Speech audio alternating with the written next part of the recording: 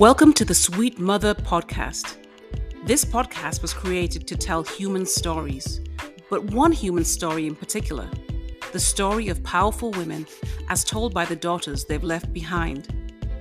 It's the story of mothers and daughters, of love and loss, of grief and healing. It's a story that resonates for everyone who's ever loved and lost a great mother, grandmother, aunt, or any other mother figure. Hi, my name is Solanke, and in each episode, I'll feature one woman and hear the story of her life and her legacy as told through the eyes of her daughters. So join us as we travel the globe and dive into these stories, one mother at a time.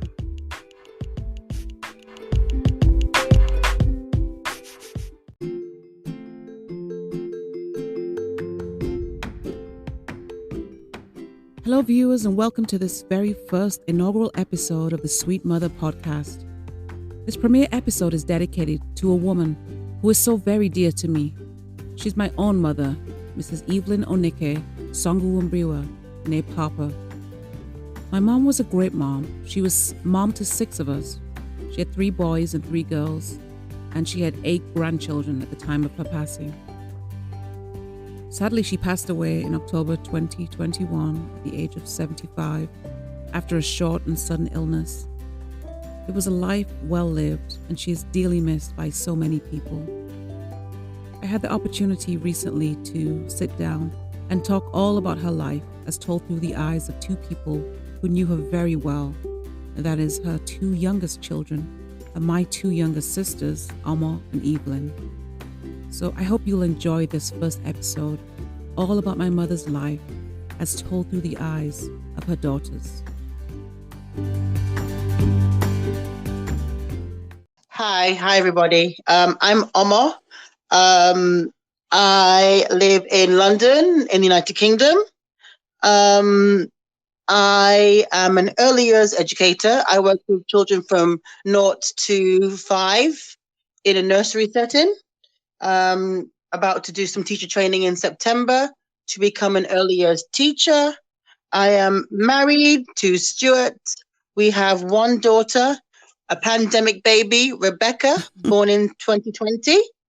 I like being creative. I like being creative, and I like doing things in a creative sense that helps children with their learning. So that's one thing I'm really passionate about in my job, is that I like to make learning fun for the children. All right, great. Thank you. Thank you for that great introduction.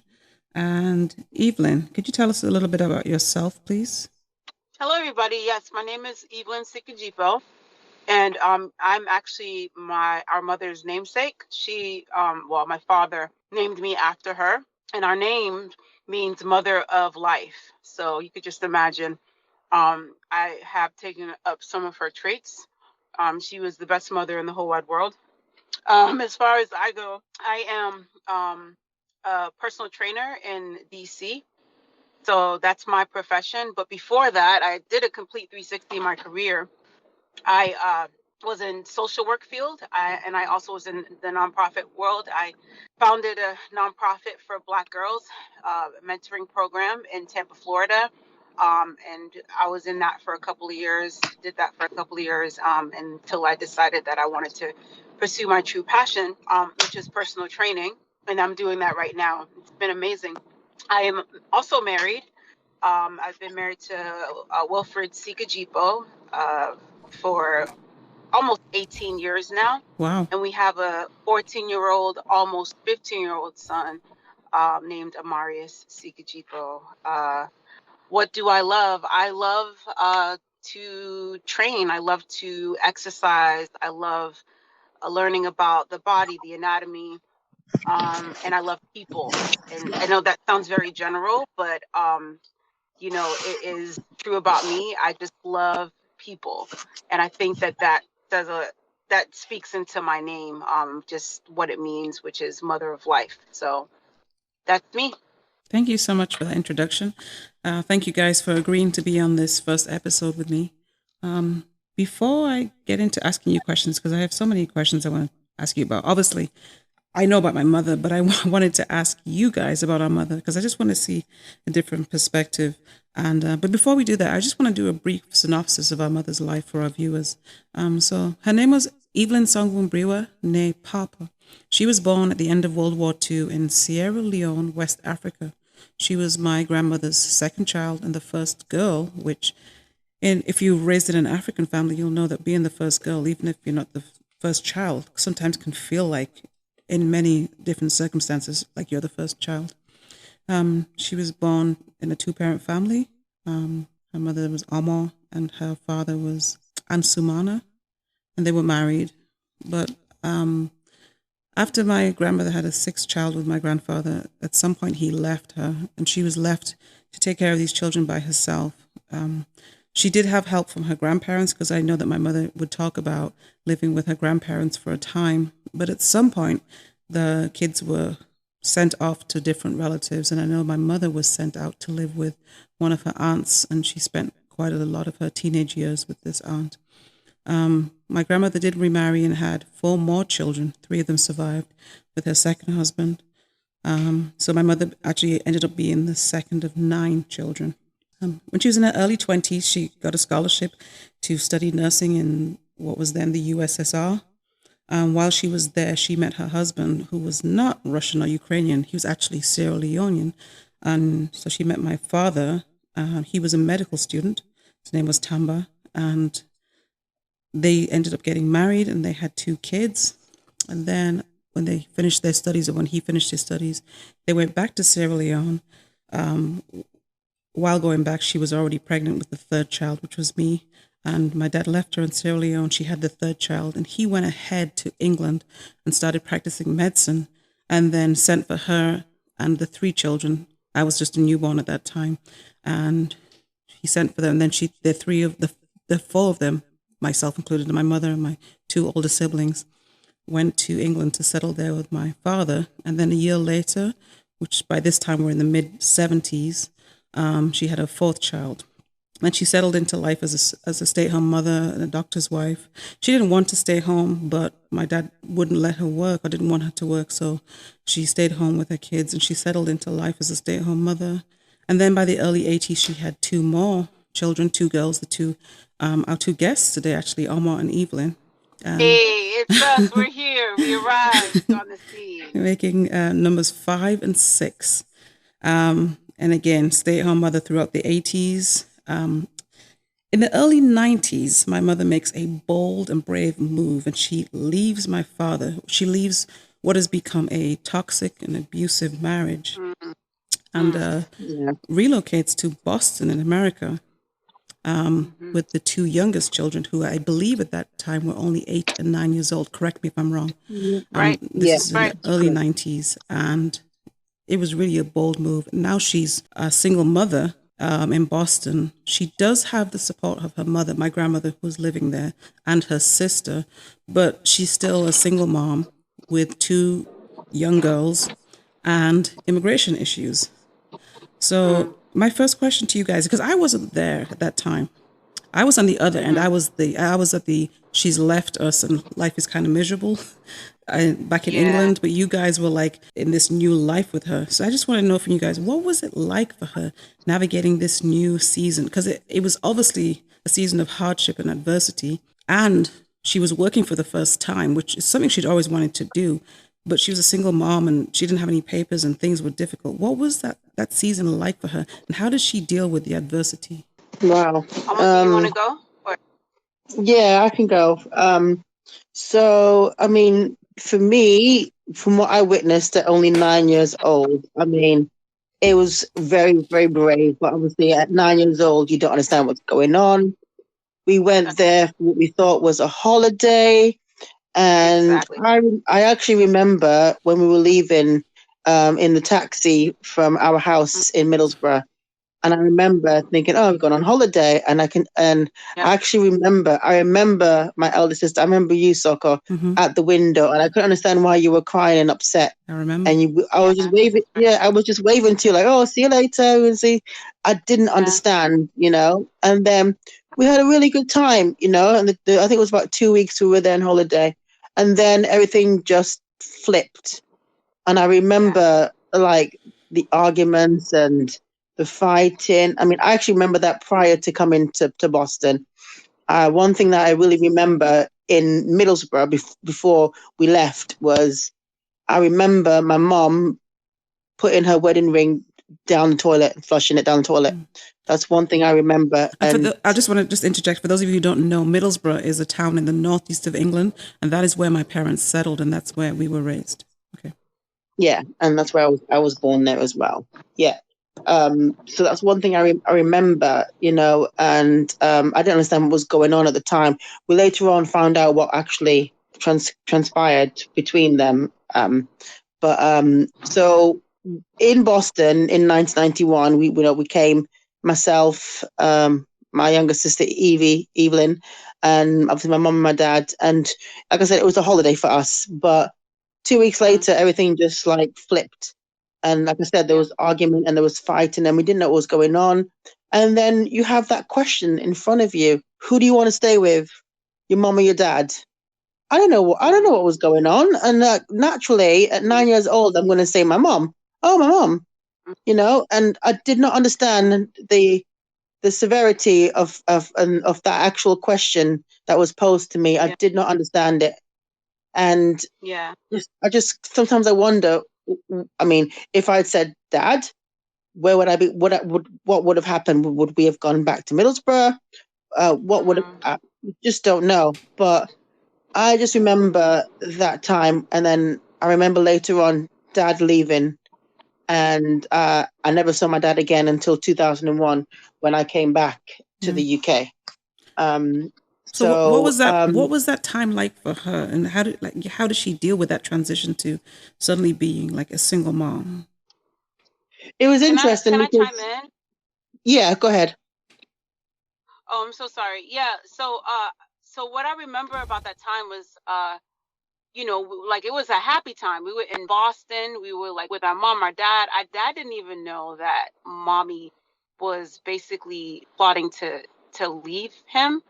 And so I feel like there was like, you know, I mean, I didn't know. Like I'm with Omoh, like we didn't know, and so all I remember is that we spent a week in Boston and we spent a week in Maryland and Virginia visiting our aunt in Virginia and our uncle in Maryland, and we went back to Boston, and then mommy disappeared. So I remember just being so scared because I'm like, we're on vacation, all of a sudden mommy's not here, but we're just left with daddy.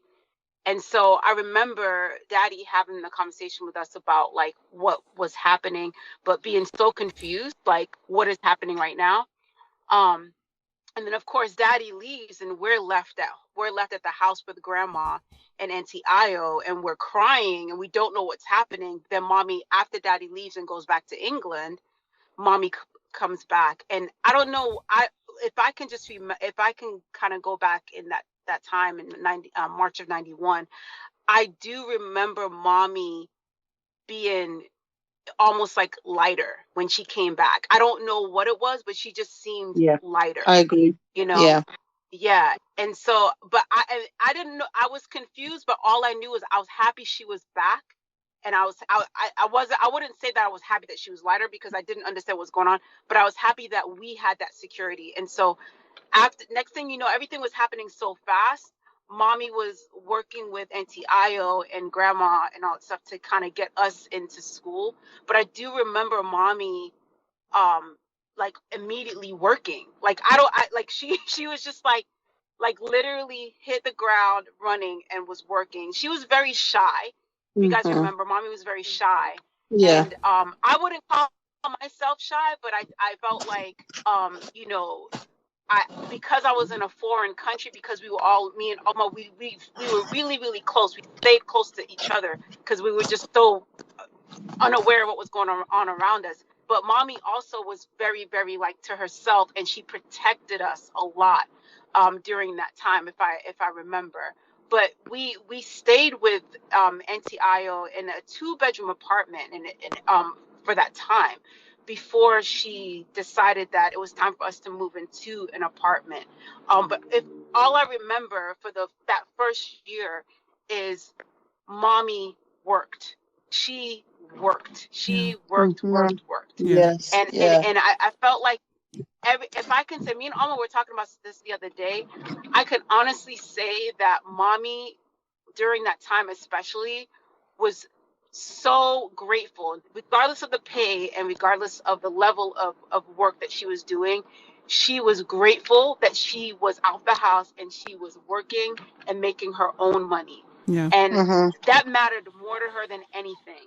And that makes sense because, like throughout the 80s, when she was at home, she would always say, I want to work. I went to school. I qualified as a nurse. I want to work. Your dad won't let me work. You know, our father had some like very old fashioned beliefs about women. But then there was also a lot of insecurities that he had as well about her being out there in the workforce. So that makes sense that she was, you know, just so happy to be able to put those skills to, because if you think about it, she really was a natural born nurse. That was definitely in her field. Yeah, I just like Evie said, I just remember her like something changed after that. After Dad left, something just changed in her. Like you can see, like there was a weight lifted off her shoulder, and like you said, she just worked so hard to try and make a life for herself and for us as well. She just, it was like a newfound independence that was going on her. Yeah. That's good. Yeah, to see her even like I just remember seeing her like, you know, because we're living in like metropolitan Boston, city of Boston, you know. So and mommy didn't know how to drive, so everything was the bus, the train, and she was the one that taught us how to use the transportation, the MBTA, you know, because that she like lived and breathed it, because that's how she navigated, like that's how she got around, you know. And I remember mommy like going to work when and you know the blizzards were crazy in Boston, and I remember mommy just really being so devoted. She did not care. She did everything she could to make it to work, you know. Brigham's and women. I'm trying to think of the other school, Mass places General. that she worked Mass at. General, yeah. Mass General. Yeah. And at some point she went to Roxbury Community College, which was pretty cool. I remember that. She probably was training for she wanted to phlebotomy. continue her education. Yeah, that makes sense. Yeah, she was, and she and I actually have an audio of her talk, or like a transcript of her talking about her time at RCC, because you know that like she was like really, I think she just, it was almost like mommy, if I can look back as an adult now, you know, it's almost like mommy like got a newfound freedom, you know, that she never had before. Like it's like it was almost like the world is her oyster now. Like she, like, you know, like whether it was daddy that was holding her back, or children, or just whatever limitations she had living in Middlesbrough, not being able to have a lot to do, you know. It was almost like Boston was like literally like, she's like, what next, you know? And so it was really cool to see her explore, like, and just be, you know, in different jobs, and even, you know, seek education. And, you know, and you can tell, like, you know, there are people like, think about it, there are people that have jobs and they work and they come home from work and they just hate their jobs, or they come home from work and they're extremely exhausted. But mommy, I can tell you, like, she came home from work every day, and it was almost like, even though it was hard, she had so much joy that she was able to work, you know. Would you say that some of the things that helped her to be able to do those things were the fact that her grandma was there to help with you guys, and that she also had a sister who was very ambitious and hardworking, and you know, helped her to apply for this, apply for that? Would you say that that was the case? Yes. Auntie Io knew Boston. She knew like the people to talk to, the places to go, the places that pay the most, you know. She knew it. And then, of course, Auntie Io also, she was the only one that knew how to drive. So she was not, she held it down, you know, like for mommy, getting her into appointments and interviews, and, you know, making sure that, you know, while she was also like, Auntie Io had her 2 kids that she was raising as well, that we grew up with, Jagan and Stefan, you know. And Auntie Io was super, like, the way that she opened her home. Like, let's just think about this for a second. Like, you have, you know, your sister that like left England and brought her 2 youngest daughters, 8 and 9, to live in a house with you, your husband, and your 5-year-old son and your 4-year-old son, along with your brother-in-law, Ghanaian Yes. brother-in-law whose wife is Auntie Joel is in Sierra Leone with their kids, and he's trying to Yeah. make a life here in this country, working at Dunkin' Donuts. And then you have Yeah. your husband's nephew, Arthur Gabadon, living there, as well as your mother. It's like Mm. in a 2-bedroom apartment in 391 Hyde Park Yeah. Ave, Rosslyn, Yes. Massachusetts. Yeah. It's crazy. And you're the only one driving. Your husband's driving, but you literally have one car. Yeah. And you're doing all this. You're just trying to literally, NTI was like a bridge, Yeah. just getting people established in this country. Yeah. Like we would not, I would not, I'm here. I'm in DC, but I would not be where I'm at if it weren't for her. Yeah. And I know mommy would also say the same thing. Yeah. So Definitely. So I want to move to this question, because our mom, when she talks about her childhood in Sierra Leone, like her family were not on the street. They were not homeless. They weren't beggars. But at the same time, they weren't rich. And I don't even know if if they were really like classed as middle class. I think my grandfather leaving my grandmother caused a lot of hardship. So my mom always told a lot of stories about seeing a lot of poverty and hardship as a child in Sierra Leone. And just a lot of struggle, like for herself, like looking for things like school fees and, money for uniforms and things like that. How do you think this, the things that she saw in terms of poverty and hardship as a child, how do you think that affected her outlook on life as an adult? I think it helped her to appreciate the little things, and just like little blessings that are bestowed upon you, to just really, really take the value of it and appreciate it. Yeah. Because, I mean, like you said, she worked really hard for what she had. She didn't have much, but the little that she did have and little that she could give to us, was worth so much more. Yeah. Yeah. I think it made her very I generous as think well. that that's it. That's exactly what I was going to say, Sogo. That's exactly what I was going to say. Yeah, I definitely believe that played a huge role in her generous heart. Just not, one of the things that anybody that knew mommy they'll say is that she was just not stingy with her money. She actually didn't, like, she wasn't like a money hungry type of person. Like, if money came to her, she was ready. If she was gonna save it, she was saving it for for her children or for other things, investments and stuff like that. But for the most part, she didn't really hold on to money very much. And I think that sometimes I think it's just how people view it. And you just didn't really know her heart. And she would always say that you guys just don't understand me, because I would argue with her and just not agree with some of her tactics and methods when it came to, the way she was with her money towards other people. Yeah. But honestly, and I think that's also kind of ties into just the joy of working. It's like being able to use the money to give, to those who are in need, and I definitely do believe that the poverty she, witnessed growing up in Sierra Leone, I definitely think that it contributed to just how she was, Yeah. with money and her time and her love, because I think she was just generous in all aspects of her life, not only when it comes to financial, but just even time and affection. Yeah. She was very, very generous overall, because it's like, I think mommy would always talk about poverty not just being about money, but also being about love too. Yeah. And so people who don't get the attention and the love, mommy always gravitated towards those that were in need of that as well, and I could imagine that she probably witnessed that in Sierra Leone, I wanted to ask you about her faith. I know she grew up in, when she talks about her childhood, she talked about Anglican churches and Methodist churches, more Methodist churches. I think the school that she went to was a Methodist girls' high school, but I think she also spent time in Anglican churches. So that was embedded in her childhood. But her faith was like a major part of her life. I just wanted to ask you guys, how do you think that her relationship with God affected the way that she lived her life and the way she treated others? It was the center of everything. Definitely. Yeah. Yeah, just her nature.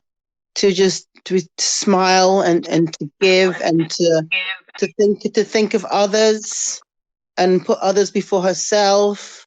And she just always everything that she did, Christ was at the center of it. And in even reciting like passages from the Bible and stuff. And I mean, I remember even just like growing up when, me and Evie trying to rush to be the first to get something, and we're like, oh, she'll say, First will be the last. first will be Last last, will be the last will first. be first.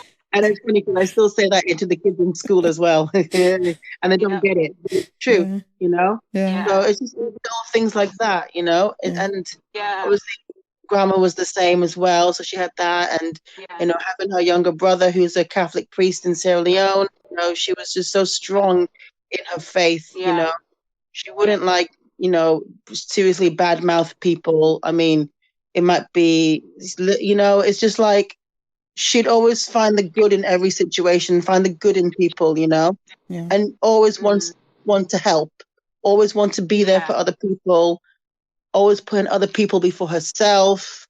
Yeah, and obviously that's embedded in all of us as well.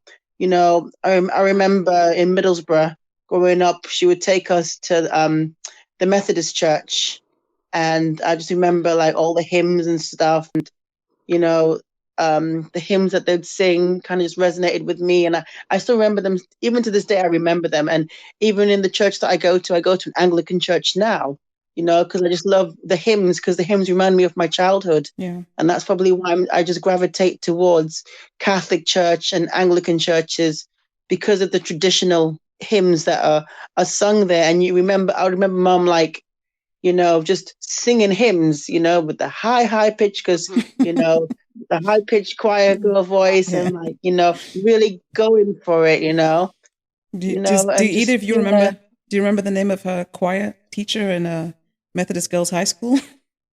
No. Mrs. Atkins. Oh no, I don't remember. No. Oh, God. This is how Mrs. Atkins would teach it. That's so funny. Yeah. It's funny when you brought up the Methodist church. That was a church that we went to in Rosendale when we were in Boston. I always loved going there because mommy was a church hopper. She was like she was the type of person that was like, God is everywhere and anywhere. Like I literally, like, mommy would go to a Messianic Jewish temple and find God there. She would go anywhere and find God. Like I promise you, that's just how she was. And so she was never, even though, like, when her final wishes was that she was to have the ceremony at a Catholic church, she just never really was into denomination. She was like really just big on like the Holy Spirit and big on God. But I do remember when you mentioned the Methodist church, I remember the priest at the Methodist church looking at mommy in a way that I was kind of like, what is this guy? Why does he keep on looking at her mom? And at the end of service, he went up to her and he goes, I never forget this. He looked at me, he's like, has anybody ever told you that you look like Gladys Knight? She's like, oh no, I haven't. I bet she loved that. Myself, Gladys. Yeah. I'm like, what? Yeah. And mommy, I remember she had on a navy blue outfit because she's kind of superstitious, and she didn't like the color black, so the closest thing to black was navy blue. So I like, because of that, I hate navy blue, because I'm just like, oh, it's like, it's not black, But I remember her wearing like a navy blue, and she like, mommy was like, I don't know, like this is like in the 90s, like she used to like I think her hair was curly because that was when Jerry curls were out. So her hair was like curly, like Jerry curls, and she has the beautiful cheekbones, and she'll wear the like nice like burgundy lipstick, and I guess I could kind of see why he thought that. Yeah. But like, just to kind of go back to the question you asked, Soko, honestly, I'm not just saying this because she's our mom, but I'm gonna make a bold statement unapologetically in saying that mommy is the epitome of a God-fearing woman. Like, when you think of a God-fearing woman, like that she is all of that. She does not play about her Lord. She does not. Yeah. And it definitely played a tremendous role. Her favorite movie was Jesus of Nazareth. Yes. On replay. Yes. On constant replay. Yes. And she had it on TV, like, even like right Yeah, it's Yes. on replay. She just loved it. Like Yeah. she loved that movie. She loved to just listen to the voices and to the scriptures and to be like she just loved that. So if you can just imagine that's your favorite movie, that like you can imagine that says a lot about the type of person that she was, you Yeah. know. So it literally is like the center, like who, like her faith was the center of who she was, I would say, you Yeah. know, like without Yeah. it, you would not be who she was, should not be who she was, you know. So let me take that and let me pivot to the next part of the question. And I do actually want to point out that you did say something earlier about her mom like to church hop and she could find the Holy Spirit everywhere. So in the last few years of her life, she actually took to going to Catholic services that were Spanish speaking. And she doesn't speak Spanish, but she would go there and she would love it. But anyway, I digress. That's a Wow, I love different subject. But I just wanted to ask, so fast forward to the last month and a half of her life, the last few weeks of her life. She has a sudden, she's healthy, she's fine, she's great, she's traveling, she's enjoying her grandchildren. She starts to not feel well. yes, Then we get this cancer diagnosis, leukemia, acute. yeah, From diagnosis to her passing is just 1 month, literally one right, month, you know. So how in that, yeah. and in those last few weeks, the three of us were there, and we were in the hospital. How did her faith impact her in those last few weeks of her life? She Um, trusted. She trusted God. She didn't question anything. Um, she just trusted. I mean, yeah, obviously she didn't want to leave us, but I think that at some point she must have had some sort of message from God saying that it's okay, that your children are going to be okay. And I think at that point, that's when she thought it's okay to let go and go to Christ. Yeah. But, you know, she stayed with her faith in all of it. She had her little book of Psalms, you know, she obviously had a prayer. She had her TB Joshua that she liked to listen to. And I was gonna just say that I just think it's hard for me to answer that question because you know, like when she was sick and she was in the hospital, she was alone a lot, you know, Yeah. due to COVID Yeah. regulations. And I do like I can sense being, I consider myself a spiritual woman, you know, and I definitely feel a strong connection to mommy in a lot of ways, and so I feel it, you know, like especially when I would be around her. But when we got to Miami and we couldn't see her for all those days, I don't know what she was wrestling with the Lord. I don't know what her interactions with the Lord was. I don't know, and but I do believe it was powerful and significant, you Yeah. know, because the way she was talking day by day was changing. And I don't think it has anything to do with her mind going. I don't think anything cognitively was like going south. I think she was just literally being more and more sober about what's to come. Yeah. And I think she was also finding peace. And so it's just something, it's just one of those things that it's like super mysterious, like almost like when a baby is like looking in the sky or something. You don't really know what's going on. You know, you don't know Yeah. what interactions or what they're seeing. And I feel like that's probably what was going on with mommy. Like, but I don't know. Like, but I feel like there was some things that she said that led me to believe that she had encounters with the Lord and during those times where she was in her bed and in the room to herself, you know. But I then do agree with Omoh when she says that, you know, um, she trusted God, and I don't know exactly when that, you know, because the truth is that it could have happened even before the diagnosis, you know, like, Yeah. but I feel like mommy was she's such a private, she was deeply spiritually connected to, you know, to the Lord, but I also feel like she was very private, and there was certain things that she just left unsaid, Yeah. you know. So I just feel like it's just kind of one of those things where you're just kind of like, I really don't know. You know, but I do know. I know that something was said. I know that some encounters happened, but you know, that's just that's between her and the Lord. Yeah. That's good. Thank you. Yeah. This is a question that I have about mom, and it's about her character, and it's about the fact that there is 9 children in the family, and very different personalities, but most of them seem to be extroverted. Now, mom was like, when she gets around family, she's known as a talker, but otherwise, she's known as she's not as outspoken or as bold as some of her siblings. And she just has a No. very calm and peaceful demeanor, and she would often just like retreat to the back. Do you think that within the family that she was somewhat underrated or underestimated because of her character and a reserved demeanor? Most definitely. So could you know that woman could Yeah. talk? That woman could Yes. talk for days. Yeah. She definitely was not extroverted, but she loved to talk. Yeah. She loved Oh to yes. talk. Yeah. When you see her name flash up on your phone, got to make sure you got at least a good hour free to talk to her.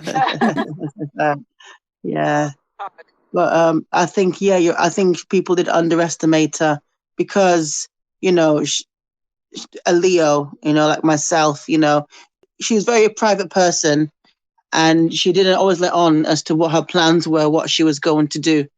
So in a lot of things that she actually did do, I'm pretty sure that her siblings never thought that she would be the one to break away from her husband and stand on her own 2 feet and do her own thing. Even in the fact that she made that bold move to leave Sierra Leone and go to the Ukraine to study there. Yeah. I mean, I don't think any of her siblings would have thought that Miss Onikeh would be the one to go and do that. I think I agree with Omoh. I feel like she wasn't underrated, but she was definitely underestimated. Yes. I think the reason why I say she wasn't underrated because I do believe that all of her siblings really, really saw value in Miss Solanke. Yeah. Like they know that she was a gem. Yeah. Yes. But I think because she comes off as timid, like Omoh said, That's and the I think word, that's timid. true for you too, Omoh. Like Yes. yeah, she comes off as timid, and so I think that people just kind of go, oh yeah, I can like say this to her, I can say that to her. And the thing is that even, and this is why I said that this is why I say she's not underrated, Mhm. because then she would like literally uppercut them with a word of knowledge. Yeah. They'll be like, wow, Yes.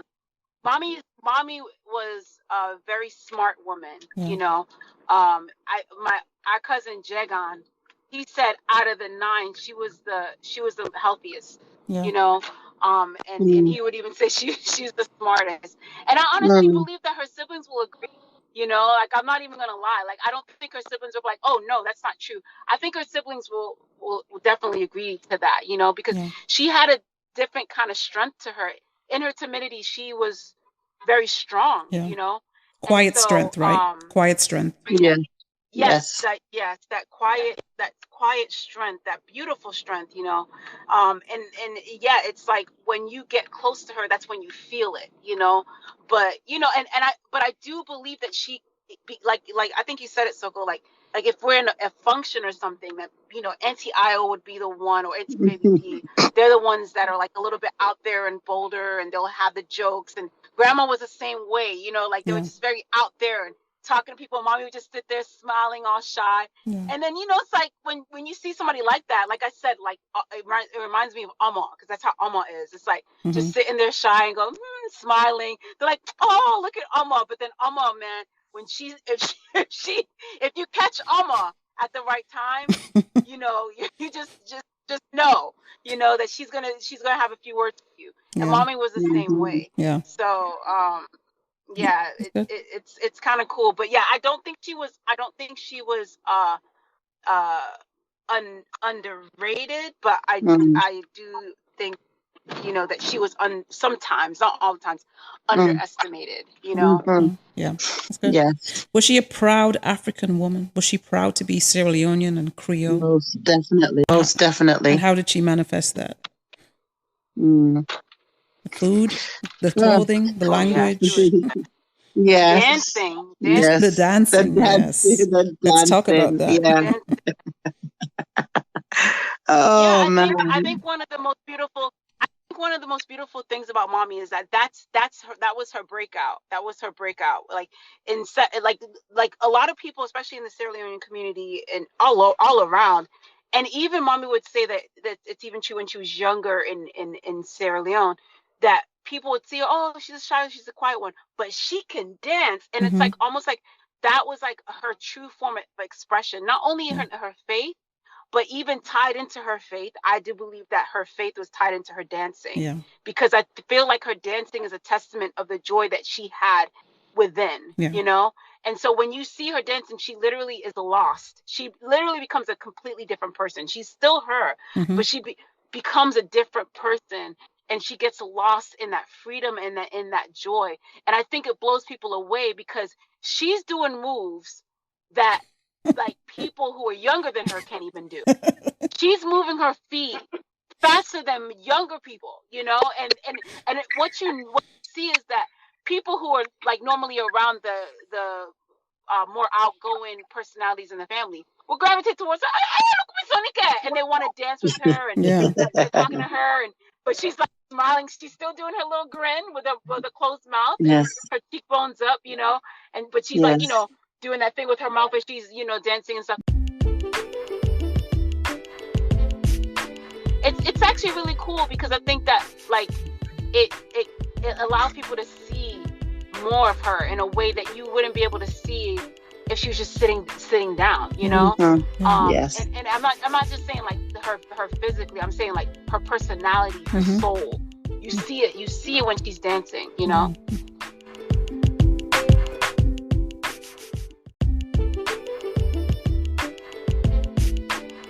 Join us for part 2 of this episode, where we'll talk about my mother's special relationship with her grandchildren, becoming an American citizen, the legacy she leaves behind, and a very special encounter with the Whitney Houston.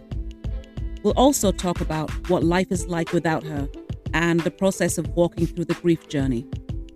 I'm your host, Solanke, and it has been my pleasure sharing this time with you. Thanks for listening.